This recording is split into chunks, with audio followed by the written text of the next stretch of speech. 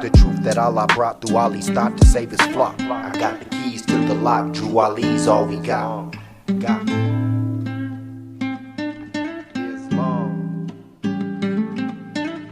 Peace and greetings, Islam. We did a few readings about Kaid McLean, who is quote unquote the head of the army in Morocco, and he was so-called a Scottish chieftain. So this has to do with the Scottish Rite jurisdiction within what they call United States, but North America. The 33rd parallel from the southern jurisdiction is what the Scottish Rite had. But they was in direct communication with the Sultan and the Moorish Minister of War. Now, whether there was a de facto Sultan put in the seats behind the Moorish throne by European powers, that's what we're going to go through. We're going to go and read through a lot of this stuff, Islam. Kaid McLean, soldier of fortune. The announcement of the engagement of Kaid Sir Harry Aubrey McLean to Miss Ella Prendergast, daughter of the late General Sir Henry Prendergast, VC, recalls the exploits of the Scottish chieftain in the Moorish Empire. But remember that Kaid is a British soldier, so this McLean was working for the British, but he was calling himself a Scottish chieftain in the Moorish Empire, soldier of fortune, an adventurer of the best type. 40 years ago, Harry Aubrey de Vere McLean was an officer in Her Majesty's 69th Regiment of his race, but he was unable to go the pace with his brother officers, so eventually he resigned his commission and went to Tangier, and this was the reading we went through prior. He went to see the Sultan of Morocco, Moulay Hassan, a grim old warrior, strong enough for himself, but worried about the succession of his heir, a puny weak boy. You remember I was going off about puny weak boy? There were pretenders to the throne, and they're speaking of the Moorish throne. And remember, we just went over the European powers behind the Moorish throne who were waiting for the old Sultan to die to place force behind their claims and take the throne by force of arms. Remember, they was talking about coup de force, but now they wanted to do the coup d'etat. They wanted to do it silently by not killing off all the Moors, but by putting a false sultan on the throne. Even if it was of the bloodline of Moorish Sultan, but they was willing to sell out because after Aziz, the Sultan started calling themselves kings. They stopped calling themselves sultans. But nonetheless, the Moorish Sultan, they was holding the umbrella over him, like how Kirkman Bey said he was a sultan, but then you have Broswell Bey, who they're holding the umbrella over. But those are the ones that was in connection with the British and the European powers behind the Moorish throne when they said they was going to put Sultan Aziz on the throne. The British or European powers. And they said that the Foreign Legion was going to back the Sultan against what they called the Moorish rebels, the ones that said that he wasn't supposed to be on the throne. So who's the sellout? Who's who? You know, eating on Moroccan couscous, scimitar in my hand because I don't know who's who. Who's who? There were pretenders to the throne who were waiting for the old Sultan to die to place force behind their claims and take the throne by force of arms. McLean proposed himself to Moulay Hassan as a commander and military instructor for the imperial bodyguard, who should be equipped with modern weapons. His proposal was accepted, and McLean soon knocked his 1,000 fighting men into good shape. McLean devoted himself for the next few years to putting down brigades and serving order. Then the Sultan died, and there was an insurrection when the weak son, Moulay Abdel Aziz, was put on the throne. McLean put this down sharply as he did several subsequent arisings. And this was a few years after Albert Pike passed. And in regards to the Scottish Rite, it has to do with nationality because of the Stone of Destiny in front of Albert Pike's old school. They have the 3-step stone, and it's the symbolizing of the Scottish nationality. And they was in direct contact with the Moorish Empire, with the Sultan and the Moorish Minister of War. And they're saying that this McLean was assisting the old Sultan, but they was calling Abdel the puny weak boy. But remember I said maybe it's time for peace, puny weak boy, because they wanted a great strong warrior to fight wars and wars, but it's time to love instead of hate. So maybe it's time for a puny weak boy. Receives Moorish envoy. London, June 11th. King Edward and Queen Alexandra received the special Moorish ambassador, Kaid el-Mahdi el-Manebi, and his suite at St. James Palace Monday, in the presence of Lord Lansdowne, the Foreign Secretary, and a number of distinguished people. The envoys were driven in royal carriages to the palace. They were accompanied by Kaid McLean, a Scotchman, who is head of the Army of Morocco. The gorgeous trappings of the visitors made the reception a striking spectacle. So during all the whining and dining, Kaid McLean gets kidnapped by what they call the Moorish rebels that don't agree with the Sultan that's on the throne.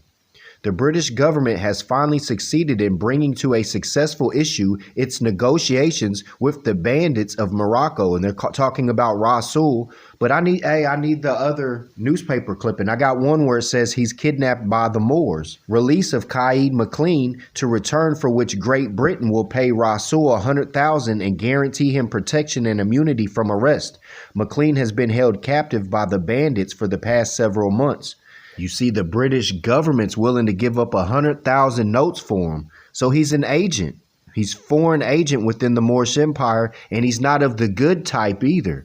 This man is straight with Great Britain, who was trying to colonize the Moorish Empire and Muslim dominions.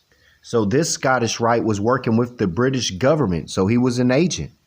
In regards to Albert Pike in the Scottish Rite, he said he had no connection with the Grand Orient of France. In the Franco-Prussia War, Albert Pike claimed authority from Frederick the Great of Prussia. So Prussia was warring against France. And what was France warring for? The French protectorate over the Moorish Empire.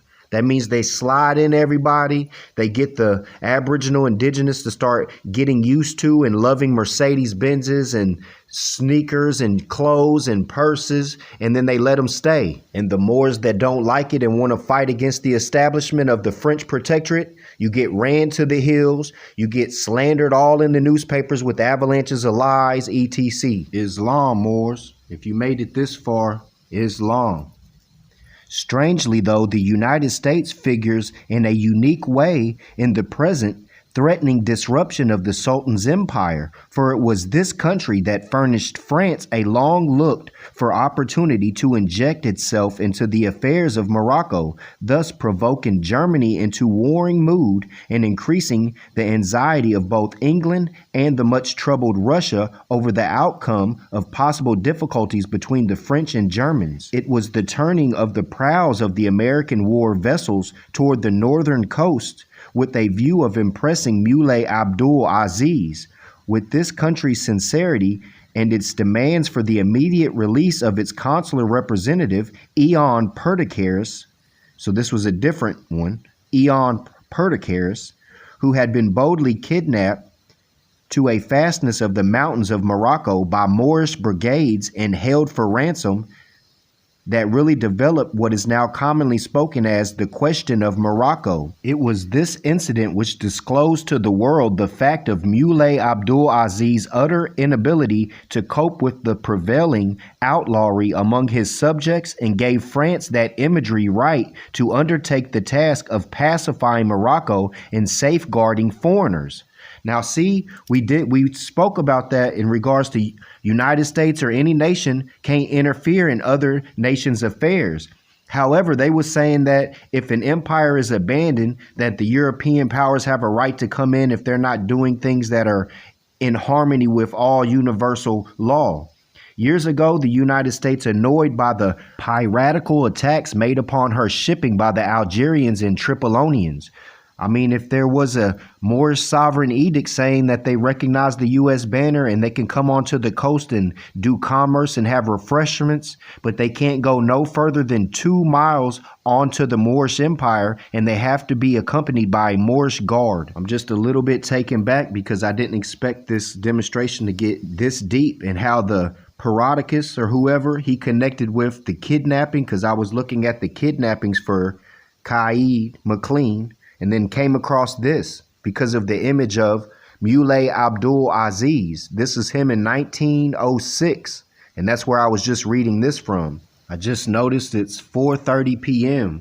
And I haven't even eaten anything yet. All I've drinking was water. Well, I had some apple juice. So I'm going to go ahead and close out on this.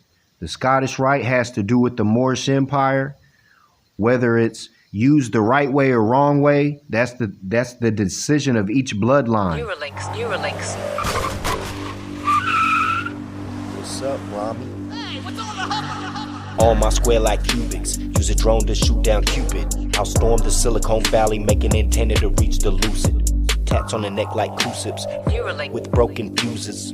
Insert USB-C in your flesh, it's time for snoozes. Care less about the guns you got, melting bells when your last shell shot. My beam is like yours, but it's not, it cuts through bones and cops. Born Muslim son and adder, I know you dirty boys had it. Cause you tired of seeing this pale skim, do what you do but better at it. And I'm emphatic, high self like an addict. Take lower self dragging, throw it down the stairs and spit at it. You hear that kid, I get at it. Baby go, sit here while I float by the words Ali wrote. Coat left to die, hope you can float. Jeans get heavy when the bitches soak. Thrown in yoke, dots a poke. Next thing you know they'll be saying bloke. Try to turn mother to a ghost, as above so below. Heavenly host, coast to coast it's Amexem. Sweet scimitars and I Exem. Almanac's been right and exact. If you find an error, leave a note attached. Sometimes you gotta jiggle the latch, cause the key's so old it'll crack in half. First see me with that fez, they laugh. Now put their hand on their heart when I pass. As you can tell, I've been doing the math. Filling up my tubs and taking a bath. 700 subs, 9.5 won't even be saved by Allah's wrath. Elon Musk's brain implant company Neuralink said on Thursday it had been given a green light from the US FDA to kickstart its first-in-human clinical study. It's a critical milestone for Neuralink after earlier struggles to gain approval.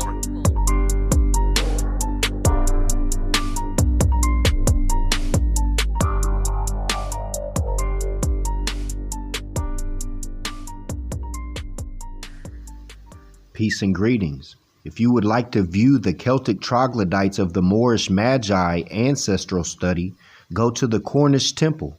Peace and love.